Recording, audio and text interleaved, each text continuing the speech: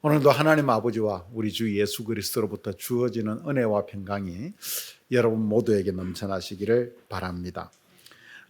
우리가 함께 보아왔던 에베소서 1장의 말씀은 3절에서 14절까지의 말씀 속에서 하늘의 복과 그 복음의 깊은 비밀을 말한 바울은 15절부터 16절까지의 말씀에서 그 하나님의 은혜와 그리고 그 사랑을 실천하고 있는 에베소 교회의 모습 이야기를 들으면서 하나님 앞에 감사의 기도를 드리고 있습니다. 하지만 바울의 감사는 그 감사로 끝나지 않고 17절에서 19절까지의 말씀 속에서 강구로 이어지고 있습니다. 여러분, 풍요의 여신 아르테미스를 섬기는 에베소 땅을 살아가는 성도들에게 가장 원하는 것은 무엇이었겠습니까? 어쩌면 그들은 태어나서부터 물질적 풍요가 최고의 가치라고 여기는 삶 속에서 쇠뇌되어 왔고 또 그 가치관 속에서 살아왔던 사람입니다. 그러니 그들에게 어쩌면 가장 기대했던 기도는 물질적 풍요를 위한 기도였을지 모르겠습니다.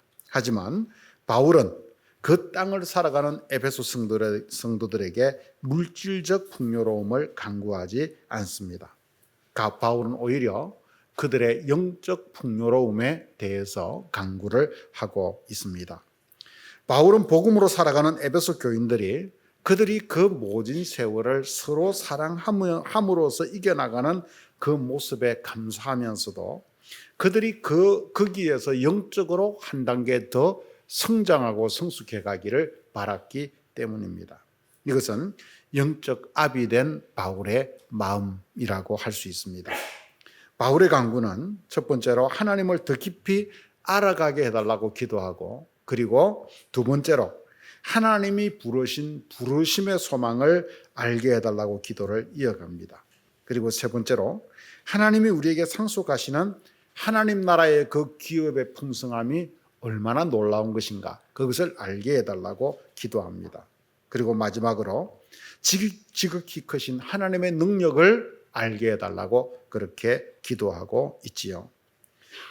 여러분, 우리가 하나님을 알되 하나님께서 우리를 불러주신 그 부르심의 소망을 붙잡고, 그리고 하나님이 우리에게 주시고자 하는 그 기업의 풍성함을 알고, 그리고 거기에 더하여서 전능하신 하나님의 능력을 알아서 그 안에서 우리의 삶을 살아간다면 우리의 인생은 얼마나 놀라운 영적 풍요로움을 누리는 인생이 되겠습니까? 그래서 우리의 신앙은 더 깊은 바다로 사실은 나아가야 되고 성장해 가야 하는 것입니다.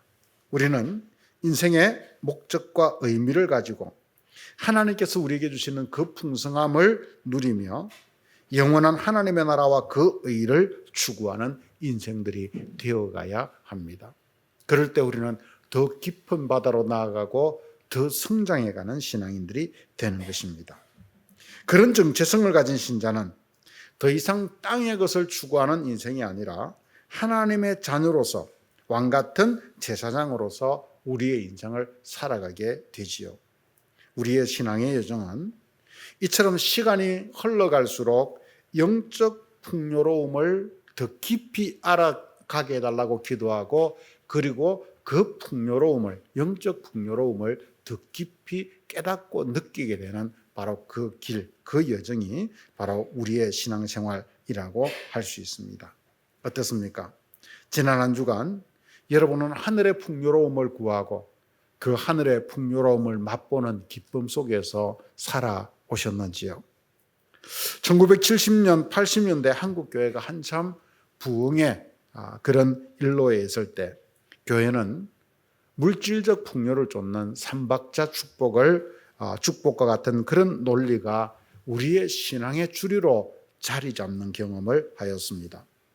사회적으로 한참 경제 성장이 일어나고 그 부흥이 일어나던 그 사회 분위기 속에서 이 물질적 축복론은 어쩌면 한국교회의 성장의 원동력이 되기도 하였습니다. 하지만 그렇게 물질적 축복을 쫓는 신앙은 바울의 강구와 달리 성도들의 영적 성장까지는 가져오지 못하지 않았나라고 하는 아쉬움을 우리가 지금 가지고 있습니다. 왜냐하면 영원한 것이 아니라 이 땅의 것을 추구하였기 때문입니다. 그 결과 지금 한국교회는 신앙적 미성숙 속에서 오는 그 썬 열매들을 우리가 함께 맛보고 또 그리고 수확하고 있는 그런 상황들입니다. 반면에 오늘 바울은 오직 물질적 풍요를 최고의 가치로 여기며 그 풍요의 우상들로 넘쳐나는 에베소 땅에서조차도 그는 성도들에게 그 땅의 가치와 전혀 다른 목적, 그 가치를 위해서 강구하고 있습니다. 그것은 이 땅의 것이 아닙니다. 그것은 하나님을 더 깊이 알아가는 것이고 그 하나님과의 관계 속에서 우리 인생의 부르심의 소망을 알아가서 삶의 의지와 의미와 목적을 찾는 것이고 그리고 하나님 나라의 기업의 풍성함과 우리에게 부어주시는 지극히 크신 하나님의 능력을 더 깊이 알아가는 바로 그러한 것입니다. 이것은 이 땅에 잠시 있다가 사라지는 물질이 아니라 영원한 영적 풍요로움이고 영원한 하늘의 목표점입니다. 그래서 바울의 기도는 오늘 우리에게 그 목적이 되는 예수 그리스도에게로 결국 이끌어가고 있습니다. 20절의 말씀을 함께 읽어보십시다. 같이 읽겠습니다. 그의 능력이 그리스도 안에서 살리시고 하늘에서 자기의 오른편에 앉히사. 아멘. 바울은 바로 앞 19절에서 우리 믿는 사람들에게 강한 힘으로 활동하시는 하나님의 능력이 얼마나 큰지를 알게 해 주십시오 라고 기도했습니다. 그리고 그 기도를 한 후 바로 그 성도 안에 역사하는 능력, 우리 안에 역사하실 하나님의 그 능력, 그 실체를 오늘 20절에서 우리들에게 보다 구체적으로 보여주기 시작하는 것입니다.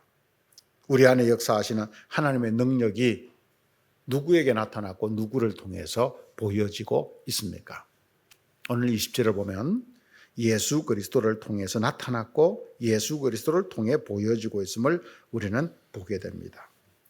19절에서 말한 하나님의 능력은 추상적 능력이 아니라 그것은 막연한 어떤 이 약속이 아니라 십자가에 죽으신 예수 그리스도를 다시 살리신 부활 사건으로 이미 우리에게 증거되고 확인된 능력이다. 그렇게 말해주는 것입니다.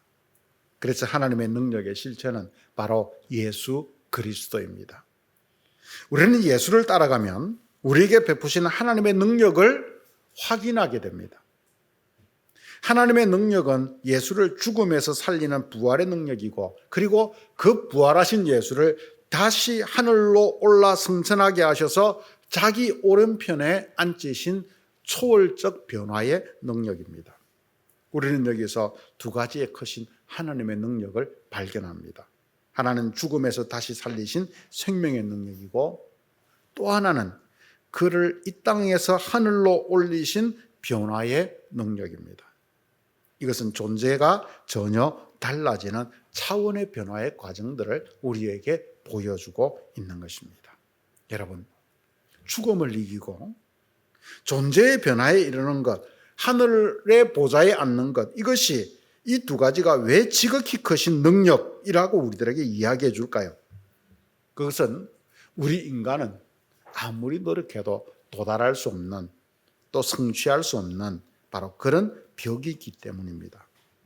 창세기에서 아담과 하와가 선악과를 먹음으로 찾아온 형벌은 너희가 먹는 날에는 정령 죽으리라 라고 하는 말씀과 같이 죽음의 형벌이었습니다. 이 죽음의 형벌을 받은 인간에게, 모든 인간에게 이 죽음은 도무지 넘어설 수 없는 불가능의 벽입니다. 인류 역사에서 수많은 사람들이 이 죽음을 넘어서고자 얼마나 꿈꾸고 노력했습니까? 조금이라도 더 살아보고자 사람들은 얼마나 많은 발부둥을 쳐왔고 지금도 치고 있습니까? 물로초를 찾아 헤맨 진시황의 이야기도 하나님의 자리에까지 오르고자 쌓아올린 바벨탑의 사건도 그리고 끊임없이 인간의 수명을 보다 조금이라도 연장하기 위해서 발부둥 치고 있는 현대 문명의 그 방향도 결국은 무엇입니까? 사람에게 좀 더 편안하게, 좀 더 오래, 아니 좀 더 영원히 살 수 있는 길이 없을까라고 하는 것을 찾고자 하는 인간의 노력입니다. 그 방향을 한번 보십시오. 오늘날 이 현대 문명이 AI를 통해서 AI를 발명하고 여러 가지 것들을 통해서 결국 인간이 추구하는 것은 우리의 삶이 보다 더 긴 세월을 어떻게 살아갈 수 있을 것인가 라고 하는 것에 초점이 맞추어져 있는 것입니다. 하지만 문명이 아무리 발달해도 어느 누구도 죽음의 벽을 넘어선 자는 아무도 없습니다. 그런데 하나님은 2000년 전 바로 이 죽음의 벽을 이미 깨뜨리신 것입니다. 그것이 하나님의 능력입니다. 그 사건이 바로 우리가 알고 있는 예수 부활의 사건입니다. 사람들이 예수를 십자가에 못 박아 죽였는데 하나님께서 그를 다시 사흘 만에 살리셨습니다. 바울은 부활장인 고린도전서 15장에서 사망아 너의 승리가 어디 있느냐, 사망아 내가 쏘는 것이 어디 있느냐라고 말하면서 부활이라고 하는 것이 단순히 예수 한 사람이 살아난 것이 아니라 그 예수님의 부활은 죽음의 권세를 깨뜨린, 죽음 자체를 죽인 바로 그런 사건이라고 우리들에게 선언하고 있습니다. 그런데 여러분, 이 죽음의 권세를 깨뜨린 예수의 부활 사건은 하나님의 능력을 예수 그리스도를 통해 증거해 줄 뿐만 아니라 우리에게 베푸신 하나님의 능력이기도 하다는 것을 우리는 기억해야 합니다. 왜냐하면 예수께서 부활의 첫 열매가 되셨듯이 우리도 그 부활의 능력을 결국 입을 것이기 때문입니다. 이것이 고린도전서 15장 20절에서 22절까지 우리들에게 약속하고 있는 바입니다. 그리스도께서 죽은 자 가운데서 다시 살아 잠자는 자들의 첫 열매가 되셨도다. 아담 안에서 모든 사람이 죽은 것 같이 그리스도 안에서 모든 사람이 삶을 얻으리라. 예수께서 첫 열매가 되셨습니다. 첫 열매가 되었다는 것은 그 다음 수많은 열매들이 이제 달릴 신호탄입니다. 그래서 예수께서 다시 죽음에서 살리신 것처럼, 예수를 살리신 것처럼 우리 모두가, 모든 사람이 삶을 얻으리라고 영원한 부활을 약속해 주고 있는 것입니다. 예수께서 일어난 부활이 바로 우리에게도 일어난 사건이다. 그것이 하나님의 능력이다. 우리에게 베푸신 하나님의 능력이다 라고 말하는 것입니다. 하나님의 능력은 부활하신 예수를 부활시키는 데서 끝나지 않고 그 부활하신 예수를 하늘로 승천시키셔서 당신의 보좌 우편에 앉히셨습니다. 하나님의 능력은 예수를 다시 살린 것으로 끝나지 않고 그를 하늘 존재로 변화되게 하였습니다. 그런데 이 변화도 놀랍게 우리에게 일어날 일의 징표임을, 그 하나님의 능력임을 보여주고 있습니다. 고린도전서 15장 51절에서 52절 말씀은 계속해서 바로 이 사실에 대해서 이렇게 증언해 주고 있습니다. 보라, 내가 너희에게 비밀을 말하노니 우리가 다 잠잘 것이 아니요 마지막 나팔 순간에 홀연히 다 변화하리니 나팔 소리가 나매 죽은 자들이 썩지 아니할 것으로 다시 살아나고 우리도 변화하리라. 우리도 유한한 땅의 존재에서 영원한 하늘 존재로 변화된다. 주님께서 나팔 소리 속에 이 땅에 다시 오실 때 우리에게도 바로 그런 성천과 부활과 성천의 역사가 일어난다고 하는 것을 우리에게 말해주고 있습니다. 예수께서 일어났던 하나님의 능력이 바로 우리에게도 그대로 일어나고 있는 것이지요. 그래서 예수를 통해서 하나님의 능력을 보여주고 있습니다. 그런데 여러분, 하나님의 능력은 여기에서 그치지 않습니다. 바울은 계속해서 예수 그리스도에게 나타난 하나님의 능력을 이렇게 21절에서 증언해 주고 있습니다. 21절 말씀을 같이 읽어봅시다. 모든 통치와 권세와 능력과 주권과 걷는 모든 이름 위에 뛰어나게 하시고. 여러분, 우리는 이 말씀을 당시 배경 속에서 좀 읽을 필요가 있습니다. 당시 에베소 지역은 풍요를 기원하는 아르테미스의 거대한 신상이 서 있는 곳일 뿐만 아니라 영지주의라고 하는 초대교회의 가장 큰 도전이 되었던 이단적 사상이 퍼져 있던 자리였습니다. 그래서 사실 여기서 바울이 하나님을 알게 해달라라고 하는 기도는 이 영지주의에 대한 경계가 들어있는 그런 기도이기도 합니다. 영지주의는 세상을 영적인 세계와 물질적 세계 두 가지로 구분을 했습니다. 영적인 세계는 선과 빛이고 물질 세계는 악과 어둠으로 그들은 이분법적으로 세상을 보았습니다. 그리고 선과 빛이라고 하는 영적 세계도 여러 계층이 있어서 이 악한 세계를 창조한 창조자는 선한 하나님이 아니라 무지하고 불완전한 하위신인 데미우르고스라고 보았습니다. 즉 이들의 개념에 의하면 창조주 하나님은 가장 저급한 신, 그런 존재가 되는 것이지요. 바로 이 영적 계층에 대한 개념이. 그래서 그들은 수많은 신적 개념을 가지고 이 신들에게도 하위 계층에서부터 위에 있는 계층에까지 수많은 신들을 그들은 이야기했습니다. 바로 그 계층이 오늘 이 본문 속에 열거되고 있는 것입니다. 모든 통치와 권세와 능력과 주권과 모든 이름이라고 하는 이것은 당시 영지주의자들이 하늘을 지배하는 영적 세계의 계층이라고 여겼던 신적 이름들을 우리들에게 보여주는 것입니다.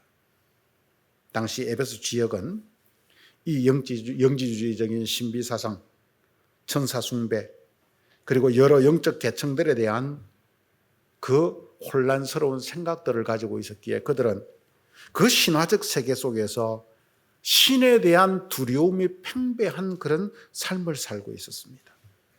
그래서 바울은 그들에게 말합니다. 예수 그리스도가 이 모든 영적 세력, 정치적 권력, 이름, 그 모든 영적 계층들, 그 모든 것들 위에 하나님이 그를 뛰어나게 하셨다. 라고 그렇게 말해주고 선언하고 있는 것입니다.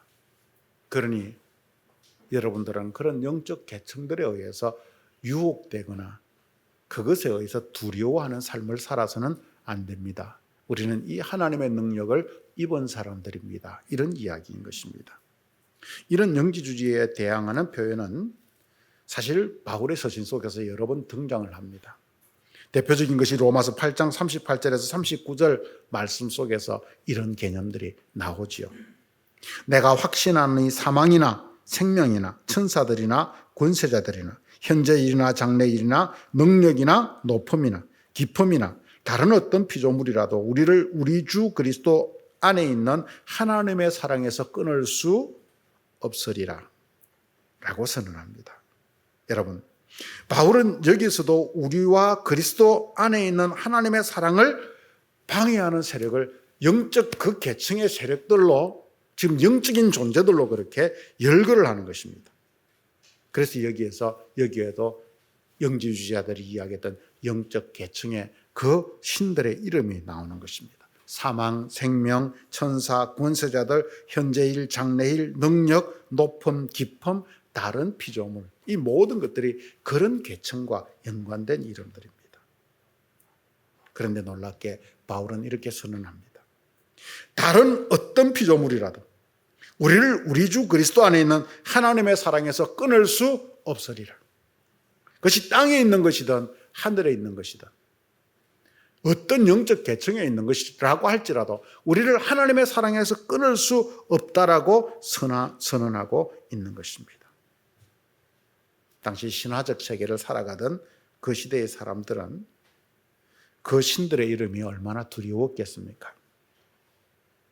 우리 민속신앙에 아이가 태어나면 삼신 할머니가 질투를 해서 이 아이를 데려갈지 모른다. 옛날에 아이가 빨리 죽는 것을, 참 이 의료가 발달되지 못해서 빨리 죽던 것을 사람들은 그렇게 이해를 했습니다. 삼신 할머니가 질투를 해서 아이를 데려간다. 그렇게 두려워했던 무속신앙처럼 그들은 자기들에게 열거되는 그 여러 계층들의 신들을 두려워했습니다. 하지만 바울은 말합니다. 더 이상 그것을 두려워할 필요가 없다. 그 어떤 것도 우리를 하나님의 사랑에서 끊을 수 없다라고 선언합니다. 왜 그렇습니까? 오늘 본문 말씀이 바로 그 답을 줍니다. 하나님께서 십자가 죽음에서 다시 살리시고 하나님 보좌 우편에 앉으신 예수 그리스도를 어떻게 하셨습니까? 모든 이름 위에 뛰어나게 하셨기 때문입니다. 이 능력은 이 세상에만 국한되지 않습니다. 이 세상뿐 아니라 오는 세상에 그를 모든 이름 위에 뛰어나게 하셨다고 말씀합니다. 이것은 시간적 제한이 없는 영원한 그 주권을 의미합니다. 어느 시대에든 어느 상황에든 하나님은 예수 그리스도를 모든 이름 위에 뛰어나게 하셨다. 이 이야기입니다. 즉 현재와 미래를 아우르는 절대적 통치자로서 그리스도의 주권을 선포하는 것입니다. 이것이 바로 온 세계를, 온 우주를 운영하시고 다스리시는 하나님의 능력입니다. 그것이 모든 이름 위에 뛰어난 예수를 통해서 나타나고 있는 것입니다. 그래서 우리는 우리에게 베푸신 하나님의 능력을 따라가다 보면 결국 예수 그리스도를 만나게 될 수밖에 없습니다. 예수 그리스도에게 눈을 돌리게 됩니다. 그리고 거기에 우리의 모든 무릎을 꿇을 수밖에 없게 됩니다. 하나님의 능력을 따라갔는데 바로 거기에 그리스도 예수께서 계십니다. 아니, 하나님의 능력이 예수 그리스도를 가리키고 있습니다. 우리는 그 이정표를 따라가서 그래서 그리스도 예수에게 한 걸음 더 나아가게 되는 것입니다.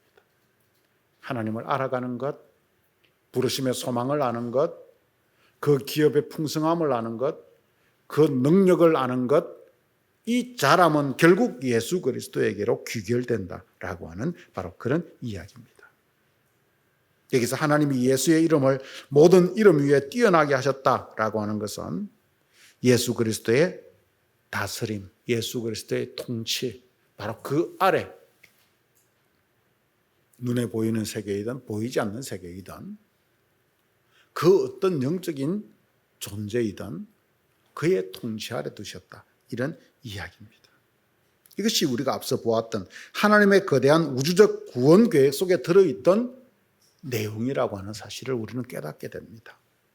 우리는 이 지점에서 앞서 보았던 하나님의 그 복음의 비밀 속에 들어있던 거대한 하나님의 계획, 바로 그것이 예수 그리스도 안에 성취되고 있음을 오늘 우리는 본문 속에서 확인하는 것입니다. 우리는 그 앞에 하나님의 계획을 한번 9절에서 10절의 말씀을 통해서 읽어보십시다. 같이 읽겠습니다.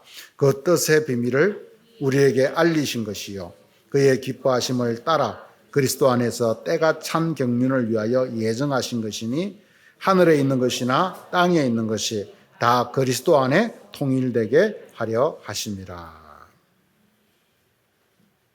하늘에 있는 것이나 땅에 있는 것이 다 그리스도 안에서 통일되게 하려 하심이라. 이것이 결국 하나님의 거대한 계획의 종착지였습니다. 복음의 비밀은 결국 하늘에 있는 것이나 땅에 있는 것이 다 그리스도 안에 모이고 그 통치 속에서 통일되는 역사로 귀결되는 우주의 역사라고 하나님의 창세전부터 계획하신 하나님의 계획 속에 이것이 들어있었습니다. 그런데 그것이 누구를 통해 나타났습니까? 그리스도 예수에게 모든 이름 위에 뛰어나게 하신 예수 그분을 통해서 이것이 성취되었다. 이루어졌다. 바로 그렇게 이야기하고 있는 것입니다. 바로 이것이 하나님의 능력이라는 겁니다. 그러므로 여러분, 우리는 이 세상을 살아가면서 바로 이 그리스도께 우리의 모든 것을 걸고 살 수 있는 사람들이 되어야 합니다. 에베소의 상황들처럼 오늘날 우리가 살아가는 세상도 풍요의 그 신이 만모니즘이 우리를 끊임없이 유혹합니다. 돈이 있어야 된다. 돈을 벌어야 성공한다. 그 돈이 없으면 못 산다. 그래서 사람들은 물질을 쫓고 돈을 하나님처럼 섬기며 살고 돈이 목표가 된 세계 속에서 살아갑니다. 그런데 그 돈이 우리를 아무리 편리하게 해주고 우리의 삶을 풍요롭게 만들어준다라고 해도 그것은 우리의 육신적인 것에 국한되어 있을 뿐이고 또 더 나아가서 이 땅에 국한되어 있을 뿐입니다. 그리고 이 땅에서도 그 물질은 결국 어느 순간 사라져버리고 만다라고 하는 것이 성경의 가르침이죠. 그것이 바로 예수님이 우리에게 들려주신 어리석은 부자의 비유 아닙니까?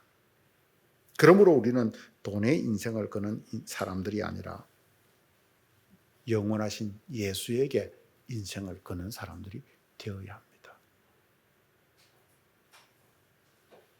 돈에 인생을 거는 순간 우리는 이 땅에서 조금 편리하고 조금 더 윤택하게 풍요롭게 살지는 모르지만 거기서 끝입니다. 하지만 예수에게 내 인생을 거는 순간, 예수에게 내 모든 것을 걸고 그분을 쫓아가는 순간 우리는 영원한 진리를 끝까지 놓치지 않게 되고 우리의 삶의 의미 속에서 바로 그분을 따라서 영원한 하나님의 능력의 세계 속으로 하나님 나라로 우리는 걸어 들어가는 존재가 되는 것입니다. 사랑하는 성도 여러분, 오늘 하나님의 능력을 따라가다 보니 우리는 거기에서 예수 그리스도를 만났습니다. 우리는 그 안에서 영원한 희망을 보고 그를 믿고 따라가야 합니다. 우리가 왜 이 유한한 인생을 살면서 예수 그리스도를 믿고 그분께 인생을 걸고 살아야 합니까? 왜 우리의 시간과 물질을 투자하면서 내어놓으면서까지 우리는 그 예수를 붙잡고 살아야 되는 것입니까? 그분만이 보이는 세계와 보이지 않는 세계, 하늘과 땅, 모든 통치와 권세와 능력과 주권과 모든 이름들 위에 계신 분이기 때문에 그렇습니다. 그분만이 이 온 우주 만물, 우주 만물을 넘어서 보이지 않는 하늘나라까지 통치하시기 때문입니다. 우리에게 베푸신 하나님의 능력은 바로 그래서 이 예수 그리스도를 통해서 나타났고, 그래서 우리는 예수 그리스도를 통해서 많이 바로 그 능력을 경험하고 살게 됩니다. 그리고 그 능력의 크심을 경험합니다. 그분 안에 있을 때 예수 믿는 게 얼마나 풍요로운 일인가, 우리 인생에서 얼마나 고귀한 일인가, 우리 인생에서 정말 놓치지 않을, 후회하지 않는 선택인가라고 하는 것을 우리는 경험하게 됩니다. 그러므로 하나님의 능력으로 부활하시고 승천하시고 만물을 통일하시는 그 예수를 우리 삶의 목적으로 삼을 뿐만 아니라 예수께 우리의 모든 것을 걸고 살아가는 인생들이 되시기를 바랍니다. 그래서 예수를 통해서 나타난 하나님의 능력을 우리에게 베푸시는 바로 그 하나님의 능력으로 경험하는 주인공들, 예수님이 바로 그 하나님 보좌 우편에서 누리실 그 영적 풍성함을, 풍요로움을 우리도 이 땅에서 누리고 맛보며 마침내 그곳을 향해 나아갈 수 있는 그런 주인공들이 되시기를 주님의 이름으로 간절히 축원드립니다. 같이 기도하겠습니다. 하나님 아버지, 은혜를 감사합니다. 오늘도 저희들에게 귀한 시간을 주셔서 오늘도 주의 말씀을 우리가 함께 듣고 받고 누리게 하시니 감사합니다. 아버지, 우리에게 베푸신 하나님의 능력이 예수 그리스도를 통해서 나타났음을 우리는 보았습니다. 하나님이 예수를 부활시키셨고 그분을 승천하게 하셔서 하나님 보좌 우편에 앉히셨습니다. 그리고 다시 그를 모든 이름 위에 뛰어나게 하셔서 온 우주 만물에 보이는 세계와 보이지 않는 세계의 통치자로 삼으셨습니다. 주님, 우리는 하나님의 능력의 끝에서 예수를 만나고 그 예수님께 우리의 모든 인생을 걸 수밖에 없습니다. 주님, 믿음으로 주님만을 붙들고 나아가는 인생이 되게 하여 주시옵소서. 세상이 우리들에게 아무리 풍요로운 유혹을 한다 할지라도 예수 안에 있는 이 영적 풍요를 놓치지 않는 지혜자들이 되도록 인도하여 주옵소서. 그래서 영원한 하늘의 그 복을 우리 모두가 누리고 소유한 자들로서 살아가는 복된 인생이 되도록 인도하여 주옵소서. 예수님의 이름으로 기도드렸습니다. 아멘.